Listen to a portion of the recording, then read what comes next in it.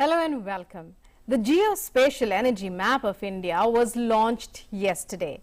NITI Aayog, in collaboration with the Indian Space Research Organization ISRO, has developed a comprehensive geographic information system, Energy Map of India, with the support of energy ministries of the Government of India. What will the GIS map provide?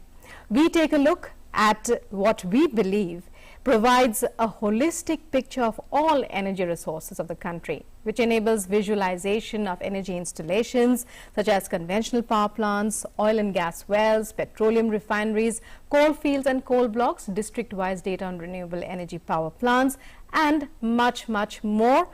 It has apparently 27 thematic layers. We take a look at the significance of the launch of the map and the uses it will have over the next 1 hour as we connect to our guests who will be joining us on Zoom.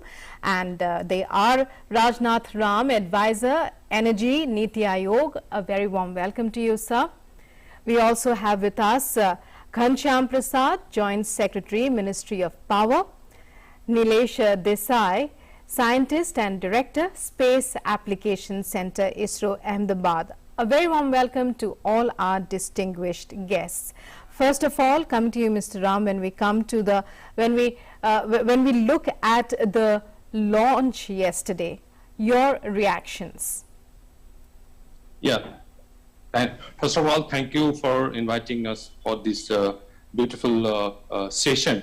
Let me first put up a brief perspective about the energy. What is the energy all about? Normally it is said that the electricity is the energy, but electricity is just one component of the entire energy basket. We have the other sources as well, like petroleum, we have the biomass, we have the waste and other sources. And see, India is a unique country where these resources are being governed by the different ministries. And we have 5 related energy ministries like Ministry of Power, Ministry of Coal, Ministry of New and Renewable Energy, Department of Atomic Energy, and Ministry of Petroleum and Natural Gas. So there is no as such the energy ministry per se, but the situation across the globe is different. So the whole perspective lies is to how things to be brought at one platform. So this endeavor, we took up this initiative with the ISRO for developing the entire mapping of the entire energy resources, including the petroleum, coal, biomass, coal-based power stations, solar power, wind power, and all sources of energy, and also its distribution infrastructure, including the substations, the transmission lines, everything at one single platform. The overall perspective of this geospatial energy map is to first strengthen the coordination between all the ministries, and it will not only help the infrastructure planning, disaster management, and also this will help the relevant ministry like Ministry of Environment and Forest to visualize all the energy resources at one place, and they can also provide the clearance, and this will just support their system to provide the clearance and make it more simpler for them to instead of going to data, they can just click on the geospatial energy map and go for the kind of clearances they normally takes almost 2 to 3 years, and this will help in a big way for making the system efficient and more elaborate kind of arrangement.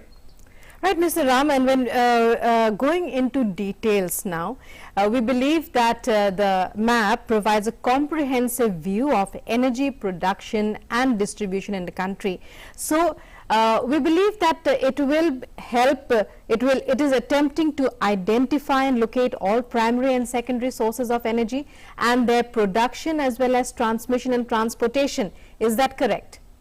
Yeah, it is correct. It provides all kind of, starting from, say, in oil and gas sector, it identifies the sedimentary basin as well. Sedimentary basin, then locating the different oil wells which are under production, and all the gas infrastructure, imported LNG infrastructure, and the distribution pipeline, and all kind of resources. And where are the thermal power plants? It also identifies the resources like what is the resource potentials for the solar, the wind, and then the biomass. It also identifies the biomass as well. So I think the entire value chain has been captured in this map.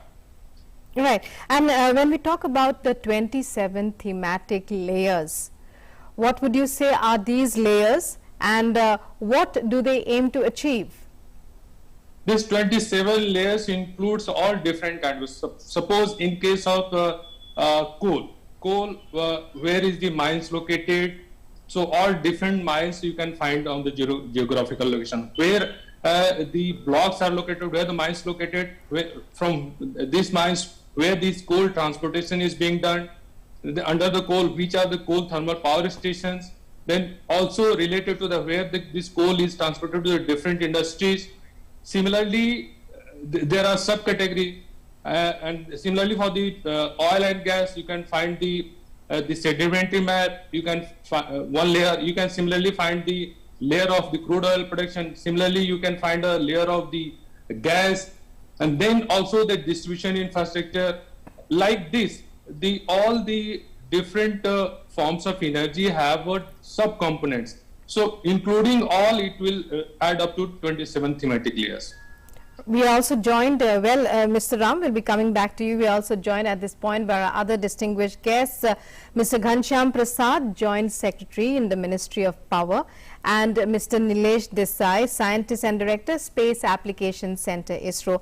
First of all, coming to you, Mr. Prasad, we'd like your thoughts on the occasion of the launch of the Geospatial Energy Map of India that was launched yesterday. It's a joint effort of all the energy ministries. It's a and NITI Aayog. Also, ISRO also involved in the entire process. Your reactions? Thank you. First of all, let me thank you for inviting Ministry of Power for this occasion. This is extremely helpful, and we really congratulate NITI Aayog on this achievement, and congratulate ISRO also, who has been supporting the mission of NITI Aayog. We need to look energy in a holistic manner, and that is what has been the aim under this particular exercise. Ministry of Power has been, in fact, earlier it was called as Ministry of Energy, which later on got truncated as Ministry of Power, then Ministry of MNRE got segregated. But the whole idea is that consumer needs electricity, and electricity comes from various sources. And the important sources so far had been coal, gas, hydro, nuclear. And after the energy transition, when the country planned for energy transition way back in 2012-13 onwards, we have concentrated ourselves onto solar, wind, biomass, and other forms of renewable energy. If you see in the map of India, all these are differently located. Say, for example, if you see for coal mines, they are either in the east or in the middle or the central part of the country. If you see the hydro potentials, they are in the Jammu and Kashmir, Himachal, or in Uttarakhand, something in Kerala as well. If you see the solar potential, incidentally, this is away from these potentials what we had been harnessing so far. So it has come as a boon to the country, and we have seen that the solar potential lies in 8 states who didn't have either coal or gas or hydro potentials. Similarly, the states which are having wind potentials, they are also differently located. So now, if you see the holistic map, which Mr. Ram is talking about in a different layers. So if you combine all these layers, you will find that the coal, gas, hydro, solar, wind, biomass, etc., all these are now going to collate, and you will find that there are going to be some kind of equitable distribution throughout the country, and which is very much required for maintaining the energy security of the country.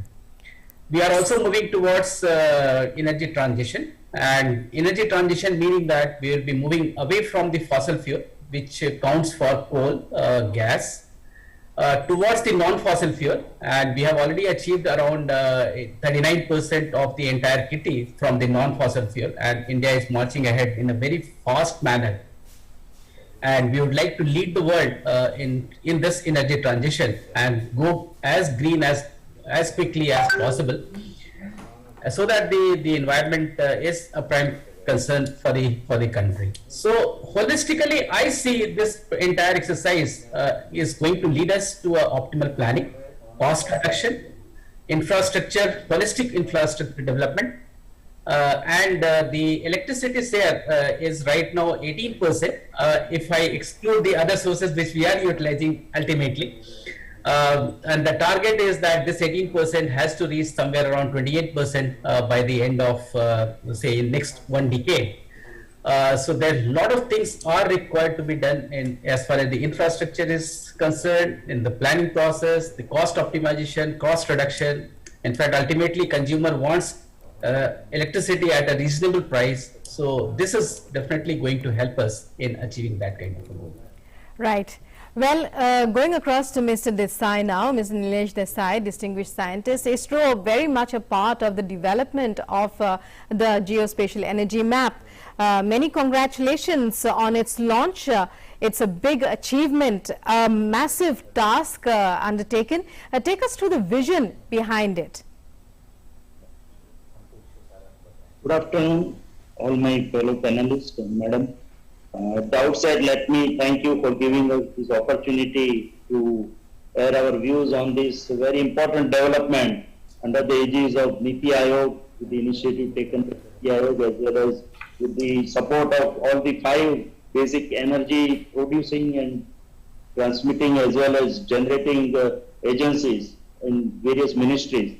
Actually, 5 ministries have collaborated together, and ISRO has become a facilitator along with NITI Aayog to generate this geospatial energy map of India. So it is a landmark development, and I congratulate all the 5 ministries for taking up this initiative and the nodal officers for doing this task in a very wonderful way in a very short time. And as far as ISRO is concerned, we have, as I said, we have been a facilitator because huge data was available, and actually our energy data in India is highly fragmented and scattered across multiple organizations. So it was a mammoth task in that sense, and we got very good support and cooperation from all the 5 ministries of Ministry of Power, Coal and Mines, Petroleum, Atomic Energy and Renewable Sources, and we could put together all this data which was available across all the various institutes and organizations, get to one place. We call it Veda server in our Space Application Center, Ahmedabad, under ISRO, Indian Space Research Organization, and this has been a wonderful initiative, as I said. And now today, with the launch of this particular energy geospatial energy map of India, you get all the information which is required to have a total view of this energy potential of this country is available now at one place at the point of the click of your mouse. So that is the basic feature of this particular exercise which has been done. As all of you can understand, to once such a mammoth data is available, to put it at one place, and now updating all this data in a dynamic fashion will be very easier. So that also facilitates our future developments related to energy potential of this country. So in that sense also it is a very excellent development, and now all the 5 ministries can on their own update this data in a very seamless manner. So that will again give us a lead start as far as our energy potential realization, as well as doing further augmentation related to these activities. So I once again compliment NITI Aayog as well as all the 5 ministries for doing a wonderful task and helping us to put everything together, which will be now available, and it will facilitate the working of all the 5 ministries. Right. Mr. Ram, the energy map, it leverages latest advancements in web GIS technology, also open source software. The aim is to make it interactive and user friendly. So, what is the process behind, ensuring that it becomes user friendly? If you use latest technology, is there a process for training for its use, or are people who will be using it, are they already well trained in the processes that are being applied here? Yeah, in fact, we would be involving ISRO in each phase, because they are the technology-based providers, and they have developed for us and how to make it more user-friendly. But first of all, we would like to integrate all the data sources in API form. Means directly the ministries, the nodal officers can link their the data portal directly with the GIS map, and it can be automatically upgraded the information. So that's the one aspect. And the different organizations would be using it, obviously the first the respective ministry, because we need a very strong kind of coordination among all the 5 energy ministries. That's the one aspect we must keep in mind. The second is the collaboration with industry and academia and the research and the think tanks.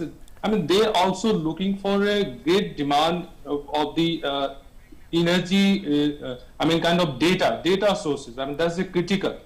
And even the investors and the private players, and they are looking for a kind of data that requires. So all kind of energy resources and the maps and all the data you can it is provided on this geospatial tool. So there are several kind of applications have been already put on this tool. One can print the map. That application is also available. One can download the data in the form of table.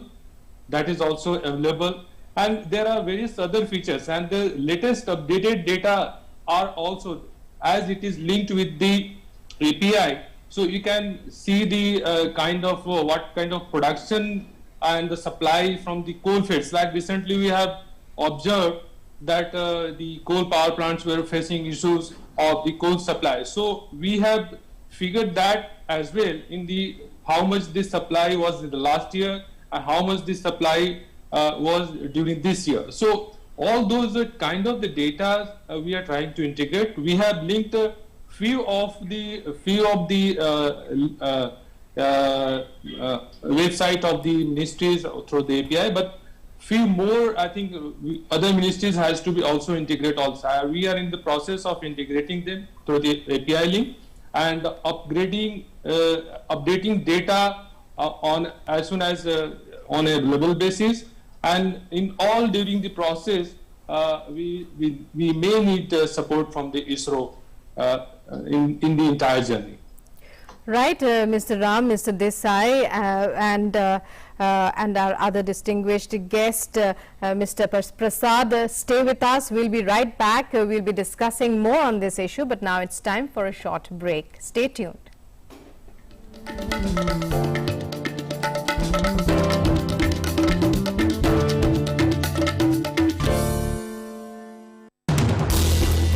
As the day unfolds and news and events take shape, we get you complete coverage of every news breaking in, tracking new developments as they happen. Midday Prime English, Monday to Friday, 2 p.m. on DD India.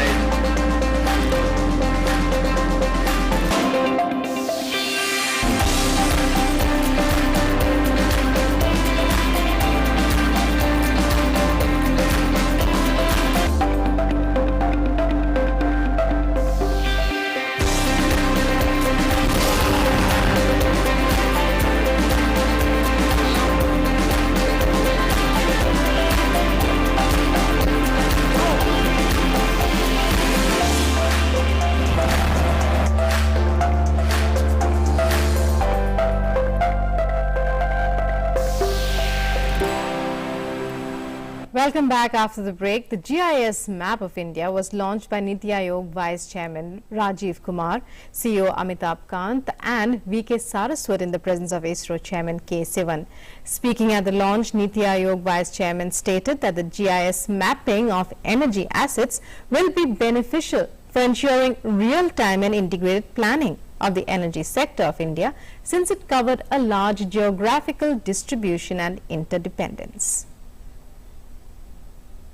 The Geospatial Energy Map of India is another endeavor to provide a holistic picture of the energy assets in India.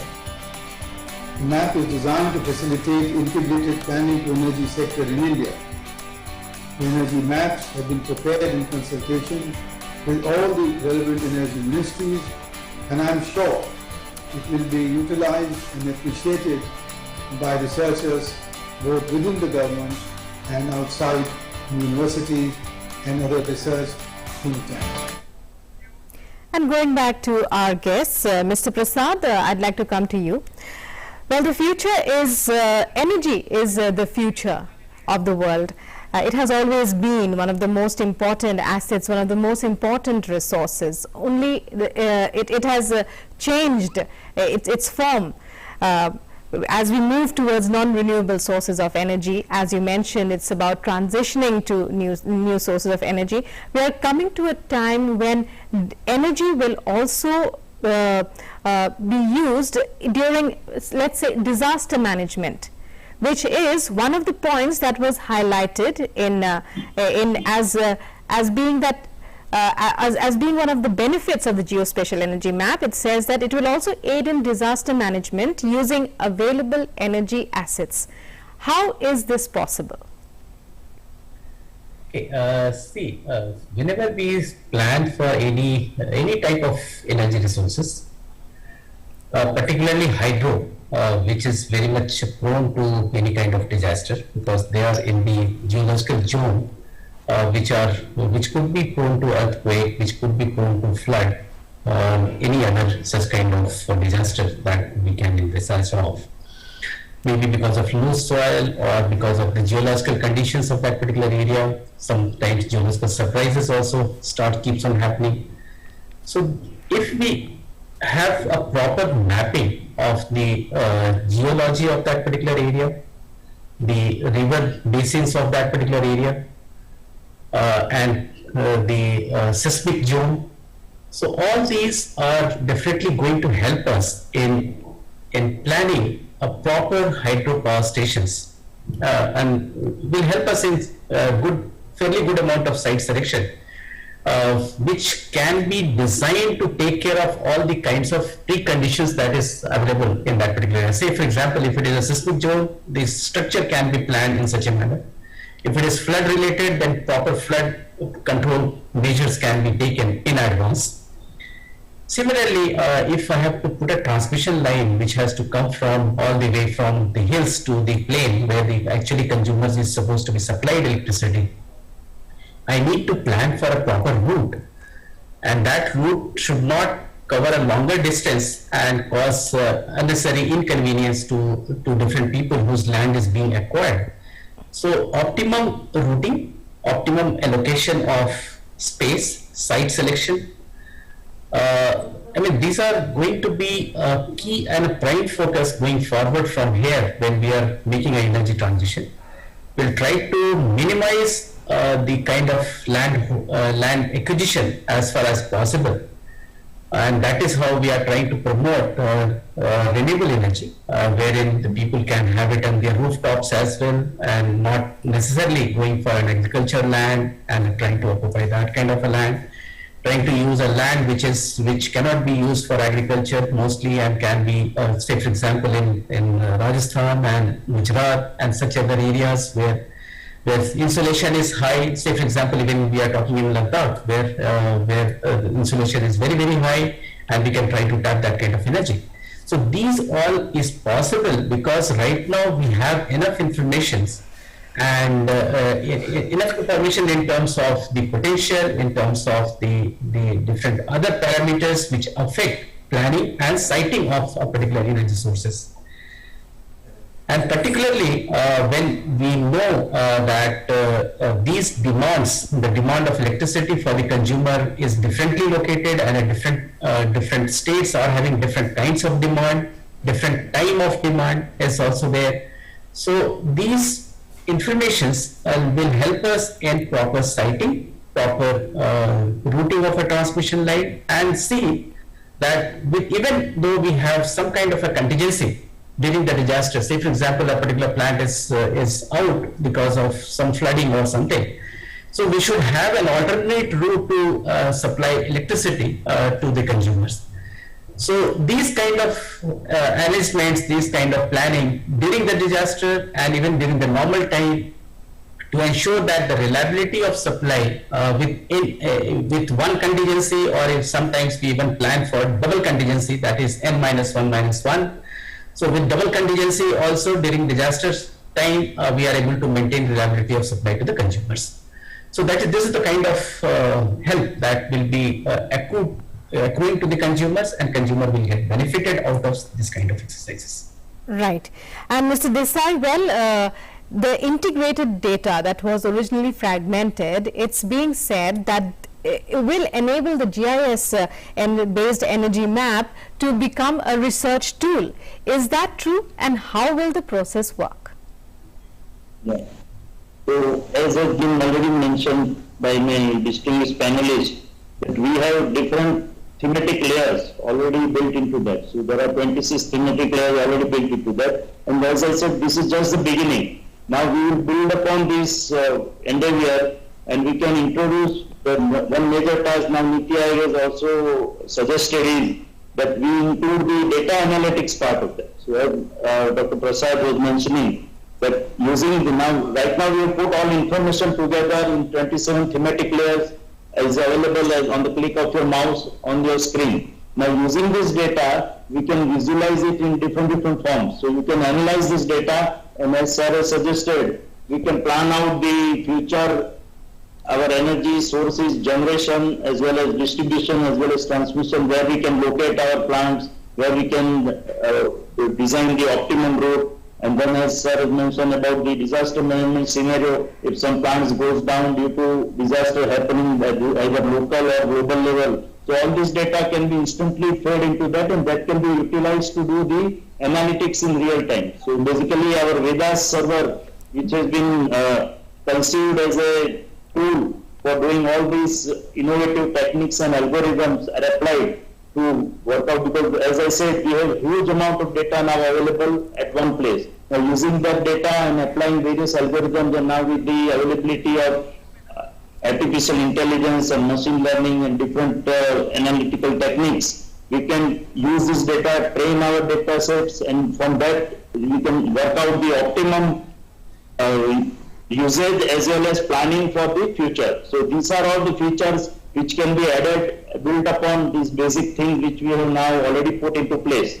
And as I said, now we have given rights to the 5 nodal officers or 5 ministries, so they can activate and utilize static as well as dynamic data in their own way to work out the different possibilities of using this data and then doing the analysis. So once we put various, Mr. Ram was also suggesting, so various APIs have to be provided. We have worked out the data formats in which data can be fed either in a manual mode or in automatic mode. If you have a huge amount of data, you can automatically feed this data into these particular layers at a different organized place, and then work out your own scheme of things or plan out your other activities related to your specific ministries as well. So these are the features. Some of these are already available, and some we are going to build as we go and discuss with different ministries about their individual requirements. Right. Mr. Ram, every energy ministry, all the various energy ministries, they have developed maps about the sectors. So far, that is what these maps are what they have relied upon, such as the National Power Portal, CEA, Online Coal Block Information System, and so on. Now, all of these maps, each of them, although they are very extensive in the area they cover, they are unable to provide a holistic picture. Now that problem is, we believe, it has been solved by the new energy map that was launched yesterday. In that, it is a very significant development as far as both policy making as well as investment planning is concerned. Yeah, you are right. I mean, there are several other maps also available within the ministries, but I'm not sure how far they are a GIS map. I mean, they have done some mapping. It was available with the Ministry of Coal. They made some geospatial energy map, particularly with respect to coal sector. But I'm not sure about the other. I mean, whether Ministry of New and Renewable Energy has done that. I mean, they have also come out with a kind of resource potential kind of map, and National Institute of Wind Energy has developed that, which provides the how much potential is available. But what are the locations and different and linking them through the lat and long? I mean, that's a critical aspect. You can pinpoint and you can identify which are the particular locations where this actual installations of the different energy resources is taking in a real shape. So that is a kind of a thing, and here you can get entire perspective of the every energy fuel or energy entire energy value chain, particularly. Only the nuclear power has not been made with the public, but all the other source of energy resources have been mapped within this, including the solar, its entire resources, and which are the even district-wise data you can find it out, which are the locations where this solar power plant has been installed. And similarly, the biomass potential, you can find out where are the ethanol plants located. I mean, this kind of details. And then Mr. Prasad has mentioned about the hydro potential. You have which are the area where the hydro power has been stored. I mean, all these kind of things, and then also linking them with the downstream activities, like which are the refineries located in that particular area, and which are the pipelines located in that particular area, which are the transmission line for transmitting the power, and then the even substation has been also mapped. So this provides a very comprehensive and holistic view of your entire energy resources for the country, and this will really help and will help all the ministry to take the decision in a very fast manner, and very holistic planning of the infrastructure development, because anyway India has poised to become a clean energy country in the next few decades, and we are on the path of the clean energy transition. We are deploying huge resources of the solar and the wind, and also the all the other renewable sources like hydro. We have given the most thrust, so that India should not leave behind with what the global movement is taking place on the clean energy transition and the climate change aspect. Right. So that is the perspective of this whole bringing out this geospatial energy map for the India. Right. Coming to you, Mr. Ghanshyam, as somebody who's been using the maps that are available, it's known that they are extensive in the area they cover, but are unable to provide a holistic picture. A holistic map like the GIS-enabled energy, geospatial energy, energy map. Technically or practically, what would you say has been the leap forward? What would you say has been the difference that will be made by the use of this new map? In fact, if I recall correctly, in 2014, I had attempted through CBIP the mapping of all the coal mines and coal-based power plants, because that time we were facing huge crisis of coal, and we were not really knowing how to optimize this until we really get the holistic picture of all the coal mines. what are the railway infrastructure, and what are the power plants that are linked to such mines. So this we had got it done through CBIP, and but it was only restricted to the location of coal mines, location of coal-based power plants, and the railway routes available to such plants. See, what happens is, let's say coal is mined, and that coal has to go to different power plants. Some plants may have more stock, some may have less stock. How do I really optimize redistribution of this coal to the power plants?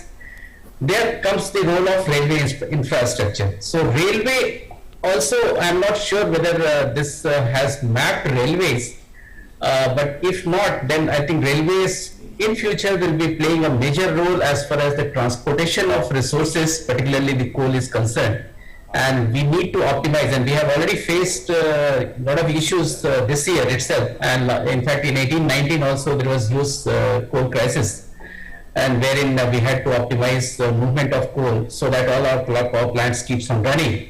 This year also we have faced, of course now this situation is easing out, but railway infrastructure has to be mapped, and so that in case, even if in the eventuality of some kind of a breakdown happening in one particular route, do I have alternate route available for transportation of coal? Because I can't stop my plant, I have to keep the plants running if I have to maintain the reliability of supply to the consumers. So that kind of further optimization and further scope of work is required, particularly with respect to the transportation. And what I have been told is that if I have to really optimize the use of gas, then the gas pipelines, how that can be managed, which pipeline is having resources available, so that more and more gas can be pushed on through that, and these gases will be utilized for different sectors, power sector, fertilizers, and even city gas, etc. So these infrastructure, all these infrastructure sector needs to come together, and so that there is a holistic planning, and that probably is further future of the Geospatial Energy Map of India, which has been launched. It is simply a beginning, and I'm sure ISRO and NITI Aayog will drive it further, and we will be benefited out of the exercise which is being undertaken by ISRO and NITI Aayog. And I think this is going to be wonderful going forward from here, and the use of artificial intelligence and other tools which is now available across the world. And India is also not behind in using all these latest technologies in the data analytics, etc. So I'm sure the power sector will get benefited, and ultimately the electricity consumers will get benefited out of this. Right. We'll be back to discuss more on the Geospatial Energy Map of India launched yesterday by NITI Aayog and ISRO, and the various benefits, the vision behind it, the benefits, the need for such a map, and the impact it will have from now on and the road ahead as well, with our distinguished guests on the panel. But now it's time for a short break. Stay tuned. We'll be right back.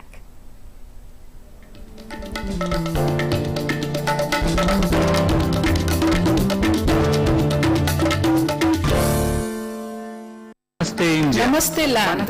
Marhaban ila al-Hind. Zari India. Ni hao. Salam India. Namaste India. Namaskar Bharata.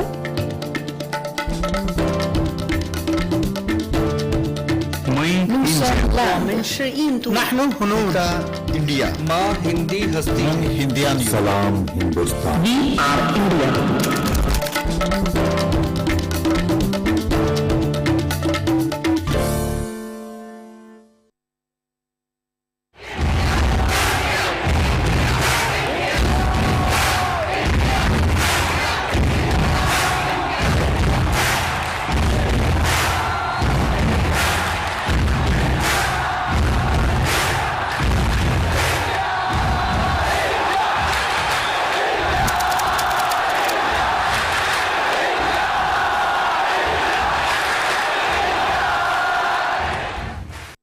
Your window to rising India. India's voice on global platforms. Latest news from India and around the world. In-depth analysis of global headlines. Watch DD India in your country. Available for downlink in all Southeast Asian countries.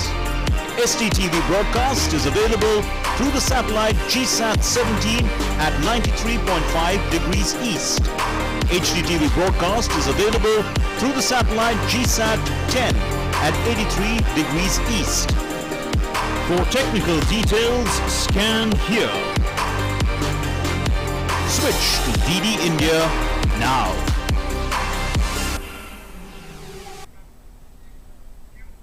Welcome back. You're watching In Focus and we're talking about the Geospatial Energy Map of India that was launched yesterday with our guests in the studio. We go across to our guest, Mr. Nilesh Desai, who is a scientist for ISRO in Ahmedabad.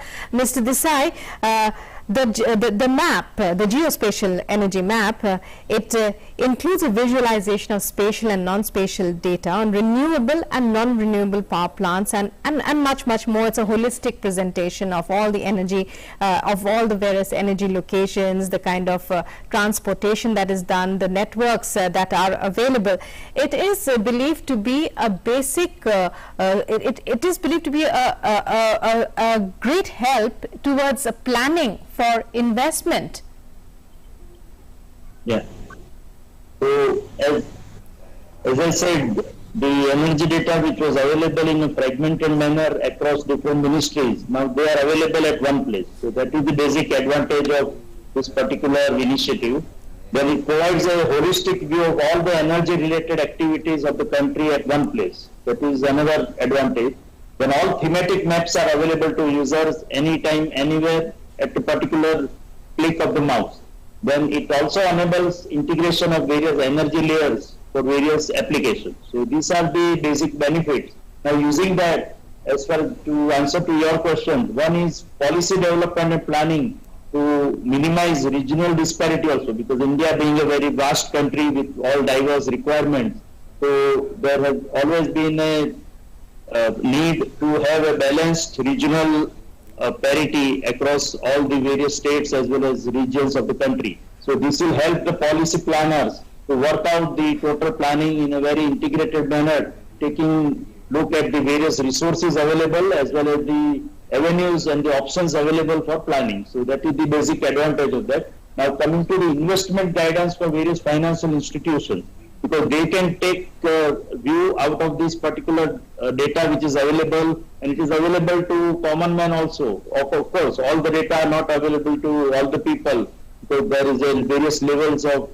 authentication built into this and security features also built into this particular energy map. So, but some of the basic information along with those required for institutional or individual financiers to have a look at the energy map, and whenever some new plants or new investment is coming up related to energy sector at different regions of the country, they can get a holistic picture of the availability of the resources at that place, the potential of the development in future related to those activities, as well as the future scope of expansion. So all these, once they look at the data which is available in various thematic layers, so they can form their own opinion about the investment which they plan to do across for the various energy sector related development. So that is the basic advantage as far as financial institution and individual bankers are concerned.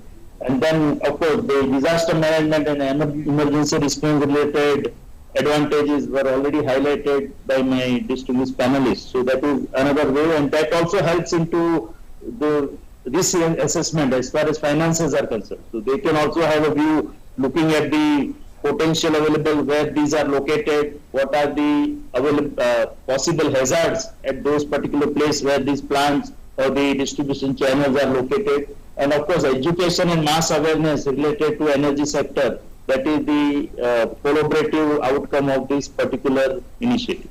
So these are the benefits which and the specific point related to investment, because everything is available on at a particular site at one particular place, then financiers can make their own opinion about the investment possibilities as well as the returns available from these investments. Right. Mr. Ghanshyam, the government has set a target of achieving 175 gigawatts installed renewable energy capacity.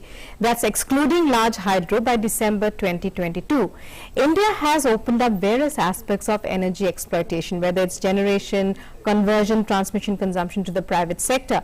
A map like this, it is believed, will greatly help in widening that market, the energy market, that increases efficiency gains, for example.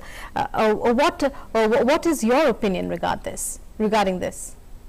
Yeah, absolutely correct. In fact, right now we are sitting at around 100 gigawatt capacity of renewable energy, excluding hydro. And if we include hydro, it will be around 143 gigawatt. Right now, the target, the near target is 175 gigawatt by December 22. But going forward, we are not stopping here at December 22. We already have drawn the map up to 2030 by saying that we will be reaching a target of 450 gigawatt of renewables by 2030. That means roughly what is around 4.5 times the present capacity that we have in the country. It's a huge target, and every year we'll be required to add up something like 30 gigawatt of renewables. And these are not only the solar, wind, and biomass, etc., but this will also require some kind of an energy storage system also to be built in. And what are these energy storage systems? Right now, the near visibility is that we have hydro pump storage. We are slightly moving away from the hydro pump storage, which used to be the normal course of any hydro power stations, which was running in twin mode or double mode of pumping as well as generating. We are now trying to see other site locations which are off river, which is going to be quite cheaper as well as can be quickly implemented in the country. And these off river, huge potential is there of all these off river hydro pump storage plants. And we are trying to see that how best we can transition into these storage system, because solar, as you know, is not available for 24 hours. Wind is also seasonal in nature in India. We hardly have 4 to 5 months of wind where the wind is available in plenty. Other times, if I have to meet the energy security of the country, then I must have some kind of system which can continue giving me electricity when solar and wind is not available. And that is how we are going to move towards the storage system. So storage, right now the kitty is hydro pump storage plants, and then second is the battery energy storage system. And one of the bid has, as a pilot, has already been invited with the initiative of Ministry of Power and Ministry of New and Renewable Energy, and we have a target of something like around 30 gigawatt of storage by 2030. Which amounts to something like more than 100 gigawatt hour of energy storage. So all these is the path of transition which we see in the renewable sector, which will be happening, and all these being non-conventional, as you also call it, and because it is non-conventional, we have a lot of challenges to get it implemented, get it operationalized, so that there is a seamless flow of electricity even during the time when the cloud comes and it's a cloudy day. Still the electricity should not be affected, and consumers should continue getting electricity. So along with the challenges, definitely these going forward, such kind of data would be very, very useful. And I see, particularly from the perspective that since this data is also going to be accessible to the students, to the researchers, from where the new ideas starts coming, and any new technology needs to be developed at the institute, at such research institutions. And since these data will be available to the researchers, to the students, to academia, and along with the industries, because any startup firms has to have the perfect collaborations between the researchers and the industries. So I find particularly going forward as it is going to be very, very useful from this perspective, because every day we hear some new technology which is coming into the sector, particularly in the renewable side of it. Right. Mr. Ram, in terms of benefiting resource and environmental conservation measures and interstate coordination, a map like this extremely valuable, extremely important, the need of the hour. Your thoughts? Yeah, you very rightly said. And but before going to this, I think I would like to just highlight a couple of points as highlighted by Mr. Ghanshyam Prasad during our earlier discussion. So just to inform that the rail network and the road network has all been integrated into this map. So that's additional information I just wanted to provide. But certainly, as you mentioned, that this kind of map would certainly help not only the federal government but as well as the state government for a better coordination of the resource planning, and also and this map is also linked with the weather forecast. I mean, the weather forecast, if you want to provide an alert to the different states, because some of the states are vulnerable to the climate change and the cyclone, etc. So you can very well in advance provide alerts to these states, and so that this energy infrastructure can be protected and can be managed well. So this is the one kind of I mean the system now it is available with the government, where the quick planning can be done. I mean, this is something very new, and a similar kind of map has been developed across the globe also. US has one map where this kind of arrangement is there, and some map is available with Australia also. But this is a very unique kind of efforts where it will involve all the stakeholders and being together for a better planning and the better management of the energy resources. Right. Beneficial to all stakeholders. Mr. Desai, very quickly, we're coming to the end of our discussion. We're running out of time. So, very quickly, when, say for example, the Green Strategic Partnership that India entered to recently with Denmark, when we look at something like that and we have to present a picture of how we will achieve the Sustainable Development Goals, a map like this really puts us on the same page as the most developed countries in the world. Would you agree? Yes, I readily agree with this position that this geospatial energy map of India, with all the details which we have already built into that in these 27 thematic layers, so that puts us at the forefront of this energy capital of the world, if not of the world, in this particular region of this Asia. And with further additions, as I said, with the additions of data analytics, then we have built into various web application security features, which has been checked by agencies like CDAC, STQC and NIC, and that has given us the not only data authenticity as well as the various layers of security measures, because many of these data are very crucial and very critical information also, because as you know, energy sector is one of the most important sector of the country. So all these put together with the information which is already available and with the future addition related to data analytics and the incorporation of various features as have been already highlighted, like AI, ML, as well as web application and services, it will bring India to the forefront of the activities in this field related to energy. Right. Many thanks, Mr. Desai. Many thanks, Mr. Ghanshyam Prasad and Mr. Rajnath Ram as well for joining us on the show and for all your invaluable inputs that has helped us understand the benefits and the road ahead as far as the geospatial energy map of India is concerned. The map was launched yesterday with great ramifications for every aspect and particularly for the energy sector in India. Many thanks to all our guests. And viewers, that's all we have for you in this edition of In Focus. We hope you enjoyed our show. News and updates continue on DD India. So stay tuned. Namaskar.